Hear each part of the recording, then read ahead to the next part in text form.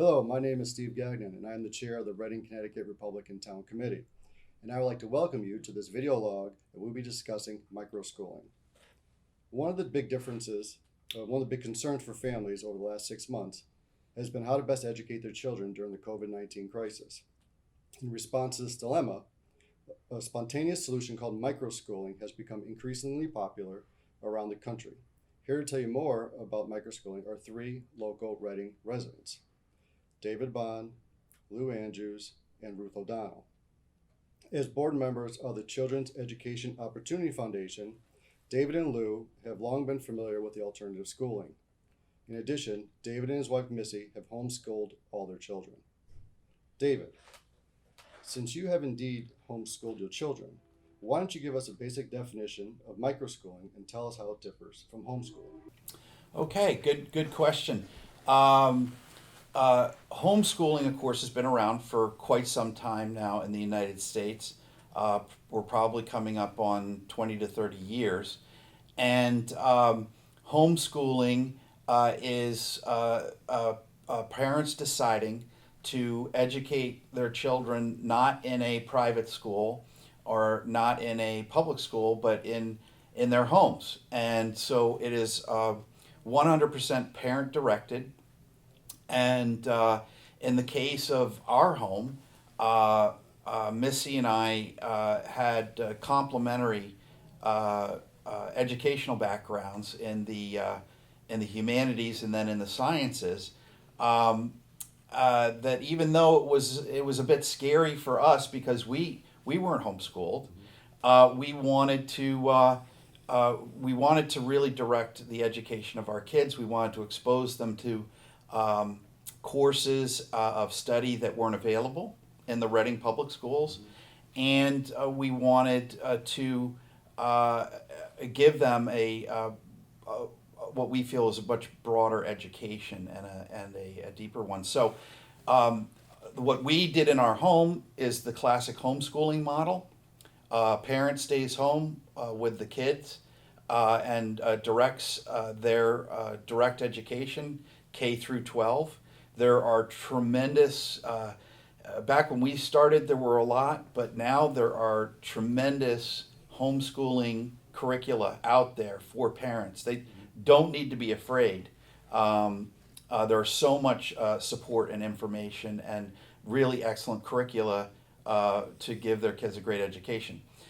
So that's homeschooling. If you move to the micro school, this new phenomenon, the micro school, that is a decision by more than one family to get together. It might be a neighborhood of parents that get together, and it is still parent directed and overseen by the parents, but they might hire a tutor, they might hire a math teacher, they might hire a science teacher, they might hire an English and history teacher, and they would basically from home to home create a school setting for the kids.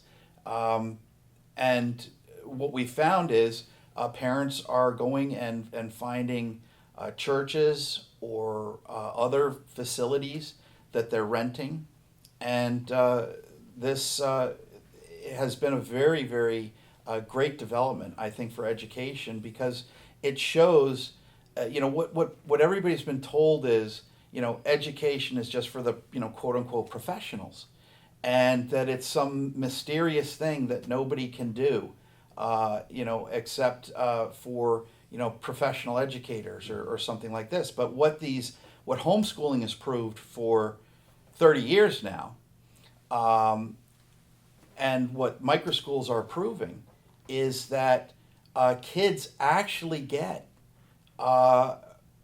deeper, more well-rounded educations, particularly when you have the parents so involved in that education. So that's the difference. Excellent, thank you. Lew, David touched upon some of the economics. I've heard that micro schools could cost 20, 30, 40, even more $1,000 a year. Can you elaborate a little bit more on the economics of microschooling? Yeah, I don't want to scare parents too much with those figures. That's what you read in the newspapers when you hear about microschooling, or sometimes called pod schooling, Mm-hmm. where you get parents, as David said, in a neighborhood, they get together and they decide they're going to educate their own kids. But they want to bring in a professional, maybe a retired teacher. I think there have been stories about Harvard professors being hired, retired Harvard professors being hired to run these schools. And so you can have a situation where, say, 10 families put in 10,000, 15,000 each, and you're hiring a very high level person. But you really doesn't have to cost you any money at all. If you have, say, 10 kids from 10 different families, it's possible that each family could volunteer 1 day a week to do the schooling, oversee the schooling for 10 kids. And that way, you both parents in a two-parent family can still keep their jobs, or a single parent could still keep their job if they have an employer that's willing to be a little flexible. And as David said, the other possibility is, instead of having to have 10 kids go from one home to the next, what you can do is see if there's a local pastor who'd be willing to allow the church to be used as a place, as a venue for a school. That's happening a lot all over the country because churches, most of them aren't used most of the week. And so it's a great way for churches to provide their parishioners with a service, namely a place to educate their kids. Homeschool could be not 10 members of of a little community, but 10 of a neighborhood, but 10 members of a church. And then you have the possibility as well that you can draw on the resources of a church. There are other members of the church that might be able to come in, do something extra with the kids. You have a bigger space, so there are activities the kids can do. So it's possible to go very high end and run a school with Harvard professors, and it's possible to go very economical and run a micro school, a pod school in a church for nothing. Great, great. David, speaking of Harvard, how do parents basically ensure that this education will be sufficient to get them into college if the kids so choose to go that route? Oh, that's an excellent question. First of all, to the parents that might be listening in that are considering this, but they're scared to do it. They didn't go. They weren't homeschooled. They weren't in a micro school. And am I going to deprive my children of the quality education that I received? Yeah, I can assure those parents that you can provide your children with a rich educational experience. And the side benefit of this is that this deepens the relationship between parent and child. And we live in a crazy world. And children need to be connected to their parents to navigate the dangerous waters of our culture now that's lost its bearings. And so the primary fear of Missy and I was, every year we took the, testing, make sure that we were on pace when we were in elementary school, middle school, high school, took the SATs and so forth. How do we make sure that our kids are on pace? Not just that they're doing their work and they're getting good grades in their work, but how do they compare nationally to other children? And what's wonderful about it is, what we decided is we wanted to know for our 5 children, how did they compare to private school kids? But then we also wanted to know how they compared to public school kids. So every year we did standardized testing for our children, which is actually a lot more testing than they get in the public school system. And in private schools, they'll only test Lew, right, in grade 6, grade 8, or and so forth. Fixed years, huh? Yeah, so we actually tested every year, and what we would do to compare our children to private school children was we would use the Iowa test. Okay. And the Iowa test, still available today, far superior, by the way, to the Connecticut Mastery Test, because it compares your child to every child in the nation that goes to private schools. Okay, and so we use the Iowa test on 1 year to compare our kids to where they compare to their grade level in private school, and then we would test in our kids with the Stanford Achievement Test, and that would compare our kids to where they were against their counterparts in public school. And what we found every year was that our kids tested significantly higher than their counterparts in public school, and I would have to say significantly higher also than the kids in the private schools. But what's important about those Stanford tests and the Iowa test is that they're national norm reference tests. The Connecticut Mastery Test, which is ginned up by the Department of Education in Connecticut, is not a national norm reference test, and you don't know how your kids are comparing to other states. Mm-hmm. So it is deficient, and if I had my kid in private or public school, I would have these tests every year anyhow. Mm-hmm. So we took those, we recorded those. Those would be the last things that would go into their year's worth of work binder. We kept every year of their academic work in an 8-inch 3-ring binder, and had all their tests, all their grades, and then we would have that there, and that is what reassured us that our kids were at or well beyond their grade level in educational achievement. Nice, very nice. So one thought came to mind is on a micro school, there tends to be a facility or a size restriction. So if someone, say, is opening a micro school, how do they address having all the electronic equipment, the kids in one place, or whatnot? Right. I touched on this a little bit before, in that if you were just homeschooling your own kids, maybe you could do it in your own house. I mean, a lot of families do that, but if you're talking about pooling 10 families, 10 kids, every family might not want to entertain all those kids on alternate days.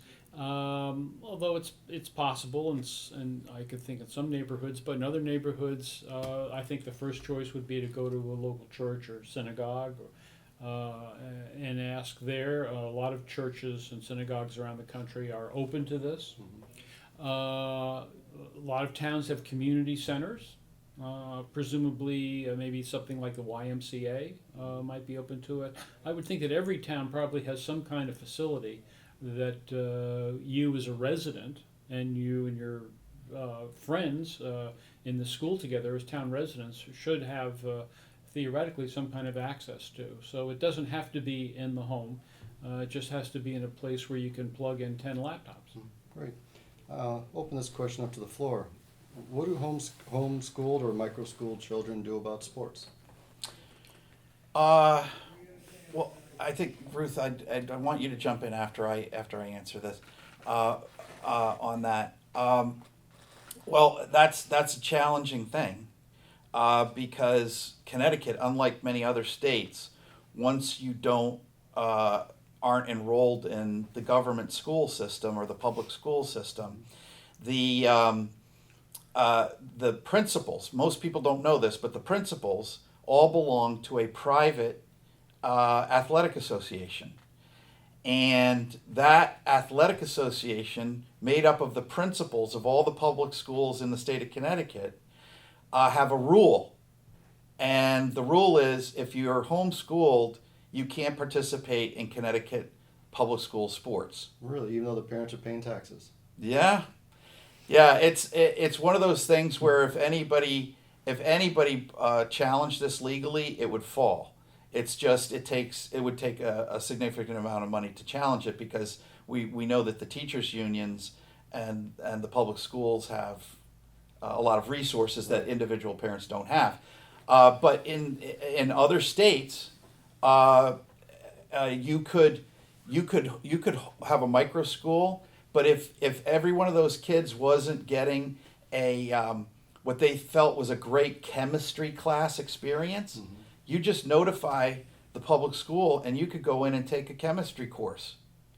Those micro school kids could go in. Now that's not the case in Connecticut, and along the same lines, in other states, most other states allow parents that homeschool or micro school their children, allow them to participate in team sports within the district that they pay taxes. So my children were barred. Some of the coaches wanted them to play because they saw them playing in the club sports, but and they tried, but they were barred from playing in Reading sports. And what we did is we, whether I had to start a team and coach it and get involved in the club circuit for soccer, for instance, I did that with all of my children. So for soccer season, they played soccer. The boys played baseball, and they played club baseball. So not the school baseball, but club sports. We got very involved with that. And basketball, we actually played in, we played some of the Park and Rec, Reading.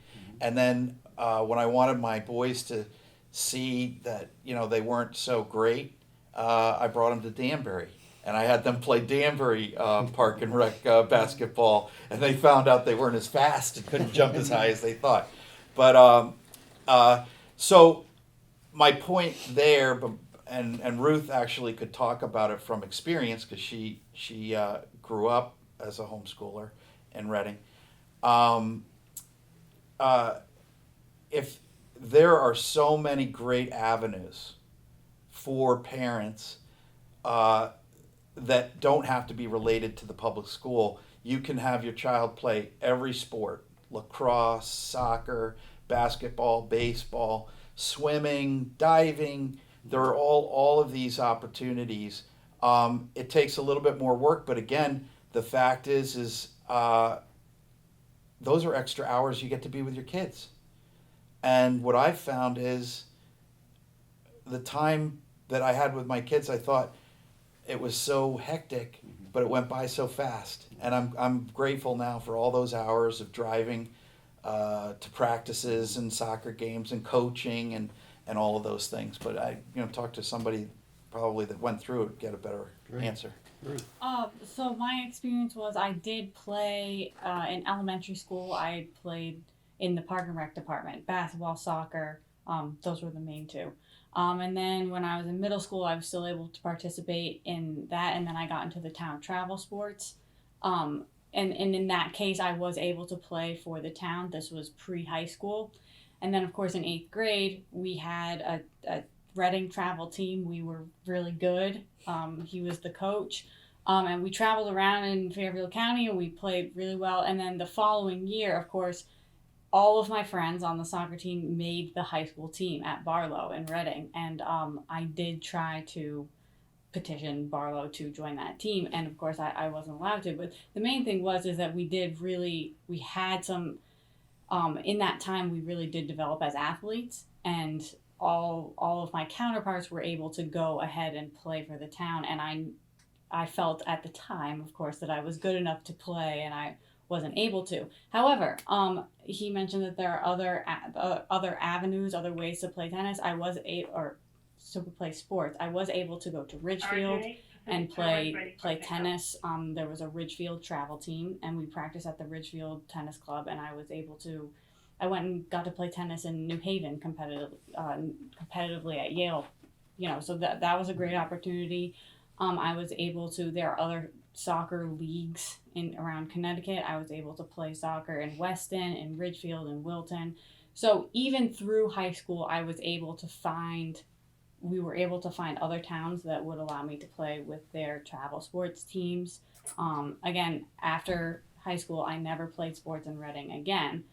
But I was, for the homeschooler, microschooling parent, there are other options out there, and I was able to continue to develop as an athlete. I really got into tennis into high school, and I was able to continually develop as an athlete. I was also went to Danbury, and I played piano and violin competitively in Connecticut through a private teacher, but I was able to join the Danbury Symphony Orchestra through my teacher, but they also take applications in their community orchestra, and I was able to be a part of that, the Danbury music community, by auditioning and joining these musical outlets, and we would have a concert once a month. I met a lot of people. So that was a really great experience for me too, that had, again, that with it was educational as well, and it had nothing to do with where I was going to school. And it really helped me develop in high school as an adult. And so again, there are, just because my experience was the way that it was, it doesn't mean that I did not get to continually develop as an athlete or as a musician in the other case. Yeah, and I'd just like to add to that. Obviously, there's a little bit of extra thought that has to go into it for your child. There's a little bit more effort exerted, not much, because public school parents have to do all the driving too, and stuff like that. But a little bit more thought, a little bit more effort.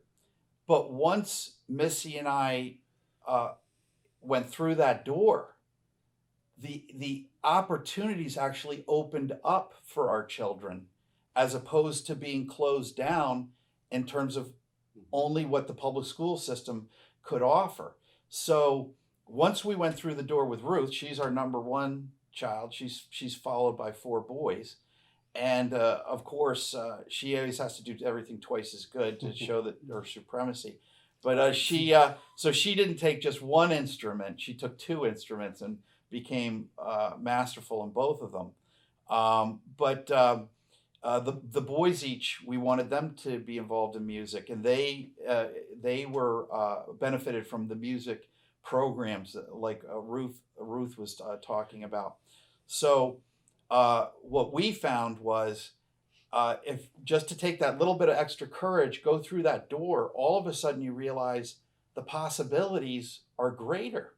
The opportunities are greater. And the experiences are very often so much more rich. Her experiences in the Danbury Orchestra and the friendships and relationships that she formed and so forth. It equipped her to become a well-rounded young adult so much sooner than her counterparts in public school or private school.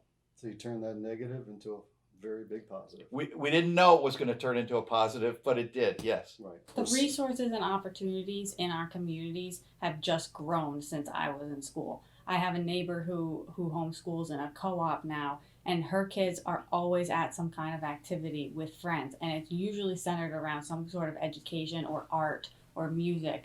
And I look at those children and I think that they are getting such a well-rounded experience, not just in math and science and English and history, the basics, but also these other avenues, allowing them to kind of get into their creative side as well. And again, there are just so many more resources and so many more opportunities now for homeschoolers and microschoolers than there have ever been before.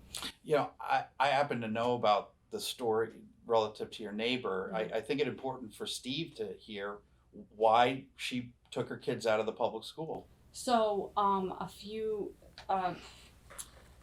years ago, the incident at Sandy Hook really shook her up, and of course, this is a relatively small community, and that really upset her. She had 2 kids in elementary school at the time. So because of that, she decided to take fewer hours at work and spend time homeschooling their children. And she had not been homeschooled. Her husband, nobody in her family had ever been homeschooled. I'm not even sure of the level of her formal education. So this was someone who was very scared to step into the homeschooling, microschooling community. But because of the resources that are available, she was able to take advantage of a local co-op, which is, again, parents that come together to teach their children, or now with the COVID-19 phenomenon on education, they are bringing in virtual teachers from all over the world that they're able to get to teach their kids. Yes, and that's something that is new this year for them, but she had told me about that. And so again, someone who really didn't have any background in education or micro schooling or homeschooling was able to get into it with her two kids. And again, they are constantly doing educational projects. They are constantly doing educational things. She is not the only person that is overseeing her children's education. There are professional teachers in her group. And I know that is important to some people, that they have someone with an educational background kind of overseeing what they're doing, and she does. And they do take testing to see where they stack up in Connecticut and in the country. And she is very, it's been probably about 5 years now, and she is very dedicated to the homeschooling, microschooling, the way of education for her children. So it's been interesting to see, as I've lived next to her, to see how she has the things that she's chosen for her children, and that she has been able to direct it herself, and she's been able to spend time with her kids and be a part of their educational experience and make sure that they're getting the type of education that, parents know their kids better than anybody else. Mm-hmm. You would really think that is of huge value to each parent. And of course, I'm a mother now, and it is immensely important to me of how my child gets educated. I want to be a part of that process. So Thank you. So, Lou, where could people get some more information on microschooling? It's become so popular, Steve, that if I gave a resource right now, it would probably be outdated by the time someone turned on their computer or went out to look for it. I think the smartest thing to do and the easiest thing to do is just go to your computer and go to Google or to Bing and just type in, how do I start a homeschool? There's a tremendous amount of information available out there, and it's being updated all the time. And that is probably the best way to get the most current information. Okay. David, one last question in the time we have left. Microschooling is so new that some states may not technically approve it yet. Should families worry? The first thing that I would do is there is a tremendous resource. Now I can't think of it. The legal entity, Homeschool Legal Defense, HSLDA. So HSLDA.com, Homeschool Legal Defense .com. If I was going to do this, I'm a lifetime member. My wife's a lifetime member of HSLDA. Tremendous resources on there, by the way. You might want to start your search on HSLDA.com. That group will give you all the information in the state that you're living in as to what the hurdles are and so forth regarding starting a home school. They're also, if you become a member, they're the ones that are going to go to bat legally for you to make sure that your parental rights to educate your children are preserved and defended. And they've done great work all across the country, Homeschool Legal Defense Association. And so I would go there as a primary resource for my concerns. I would go there also to see a curricula that's available. For instance, Hillsdale College is a great resource for people that want to get homeschool or microschool educational resources, and other schools along the line. My kids, we mostly did the Becca curricula from Pensacola Christian Academy, that's a great resource. We supplemented it when we thought that in a particular grade or age that perhaps we wanted them to have a different math experience, and so forth. Another thing that we haven't addressed yet is in many of the curricula that you can use, you can obtain a high school diploma. There's a way to do that. That's important. And it's something that I actually I should have talked about earlier, but my children, you know, I had a high school diploma, so I wanted them to have one. I mean, if you have the testing, you don't necessarily need to have the diploma, but the schools that offer the various curricula that come out also offer a program to submit their work, and you graduate and get your high school diploma from a recognized educational institution, which might be a school or it might be just an academic institution that produces a homeschool or microschool curriculum. So,